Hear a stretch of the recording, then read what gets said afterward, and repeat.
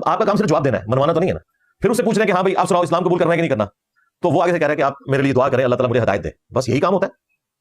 لیکن پھر وہ کہتے ہیں دیکھو یہ 20,000 لوگوں کے مجمع میں نے تمہارے سوال کا جواب دے دیا اور میں نے اسلام کا حق ہونا تم پہ ثابت کر دیا, اب بھی اگر تم اسلام نہیں قبول کرتے تو یہ ہو جائے گا. بھائی اس طرح کا دعویٰ صرف پیغمبر کر سکتا ہے. میں یہ نہیں کہہ رہا کہ آپ نے دعوے پیغمبری کر دیا. پیغمبر کے بعد کسی کو اجازت نہیں ہے کہ وہ اس طریقے سے گفتگو کرے کہ میں نے حق کا حق ہونا بالکل واضح کر دیا ہے, اب اگر قبول کرو گے تو جنت میں جاؤ گے, نہیں کرو گے تو سیدھے جنت. بسم اللہ الرحمن الرحیم. آپ نے انجینئر محمد علی مرزا کا کلپ سماعت فرمایا جس میں انجینئر محمد علی مرزا کو ڈاکٹر ذاکر نائک صاحب کے انداز گفتگو پر اعتراض ہے. مرزا صاحب کا کہنا یہ ہے کہ ڈاکٹر ذاکر نائک صاحب نے جبراً اسلام قبول کروایا اسے. 20,000 کے مجمع میں ڈاکٹر صاحب کا یہ کہنا کہ اسلام کا حق ہونا ثابت ہو چکا, اب تجھے کلمہ پڑھ لینا چاہیے. مرزا صاحب کے بقول اسلام کا حق ہونا ثابت ہو چکا, یہ دعویٰ پیغمبری ہے.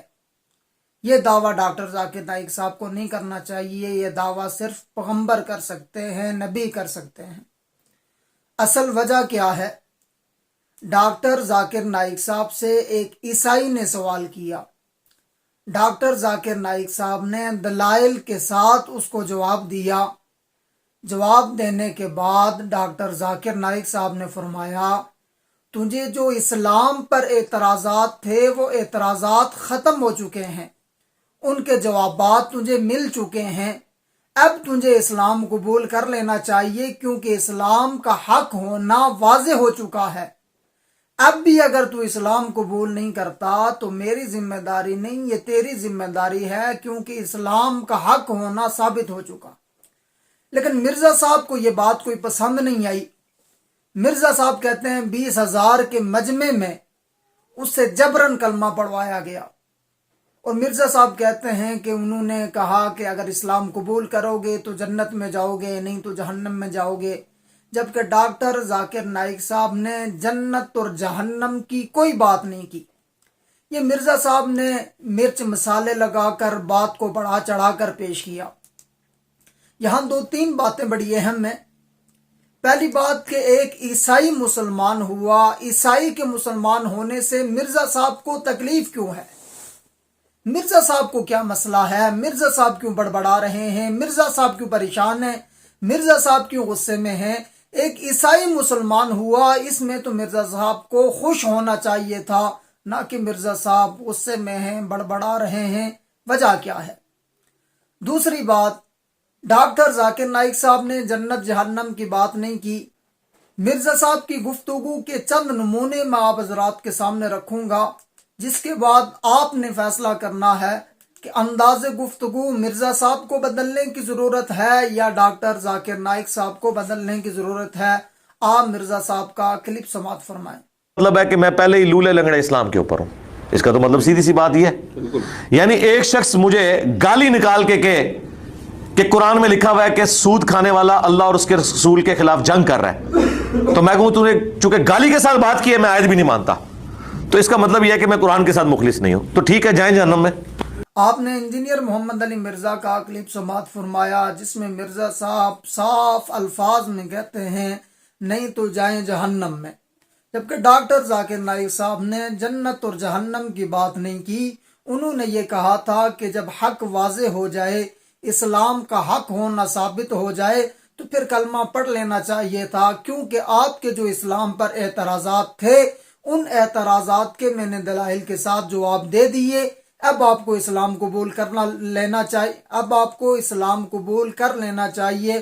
جنت اور جہنم کی بات ڈاکٹر صاحب نے نہیں کی, لیکن مرزا صاحب تو صاف الفاظ میں کہتے ہیں نہیں تو جائیں جہنم میں. ایک اور کلپ مرزا صاحب کا سماعت فرمائیں. یہ ساری باتیں اپنے اسٹوڈنٹس کے لیے بھی کر رہا ہوں کہ گونگے شیطان بننا چھوڑ دیں, دلیری کے ساتھ للکاریں ان کو. ٹھیک ہے, انہوں نے ہمارے آباء و اجداد کو جہنم میں پہنچایا ان بابوں نے.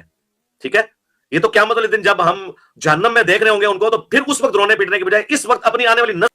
آپ نے مرزا صاحب کا کلپ سماعت فرمایا. مرزا صاحب کا کہنا یہ ہے کہ ان بزرگوں نے ہمارے آباء و اجداد کو جہنم میں پہنچایا. सवाल ये है कि ये बुजुर्ग कौन है? ये बुजुर्ग मौलाना अशरफ अली थानवी, मौलाना मोइनुद्दीन चिश्ती, जिनके बारे में मिर्जा साहब ने दज्जाल दज्जाल दज्जाल कहते रहते हैं, कि इन बुजुर्गों ने हमारे आबा व अजदाद को जहन्नम में पहुंचाया। अब जन्नत और जहन्नम की बात डॉक्टर जाकिर नाइक साहब ने नहीं की थी। मिर्जा साहब साफ अल्फाज में कहते हैं कि इन्होंने हमारे आबा व अजदाद को जहन्नम में पहुंचाया, यानी ये लोग जहन्नमी थे। मिर्जा साहब आप कौन होते हैं जन्नत और जहन्नम का फैसला करने वाले? फिर यहां सवाल ये पैदा होता है कि जिन बुजुर्गों के बारे में आपका यह दावा है कि इन बुजुर्गों ने हमारे आबा व अजदाद को जहन्नम में पहुंचाया, उन बुजुर्गों को मानने वाले देवबंदी, बरेलवी, अहले हदीस सारे हैं। जब ये सब उनको मानते हैं, फिर मिर्जा साहब के बकौल इनके पीछे नमाज पढ़ना भी जायज है, इनको चंदे देना भी जायज है, इनसे इख्तलाफ भी ना रखें, अपनी अलग मस्जिद भी ना बनाएं।